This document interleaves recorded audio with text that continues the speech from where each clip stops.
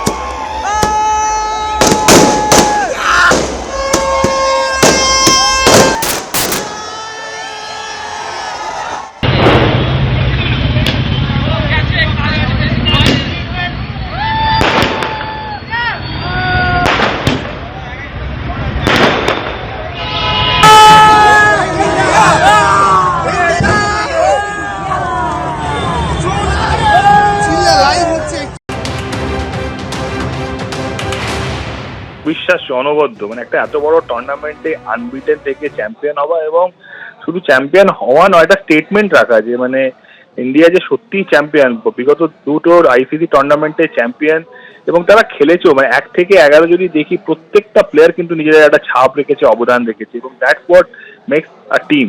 এবং সেক্ষেত্রে মানে রোহিত শর্মার আজকে অনবদ্য ইনিংস, তারপর প্রত্যেকটা প্লেয়ারে, বিরাট কোহলি দুরন্ত ছন্দ, শ্রেয়াস আইয়ার, KL রাহুল, অক্ষর পটেল, বরুণ চক্রবর্তী, কুলদীপ, জাডেজা, মোহাম্মদ শামি, হার্দিক পান্ডিয়া, এই তোমাকে সবার নাম করতে হবে। এবং যখন সবাই ভাবে একসাথে যখন এরকম ভাবে এগিয়ে আসে, তো অবভিয়াসলি তার যে ফল কি হতে পারে সেটা আমরা দেখলাম।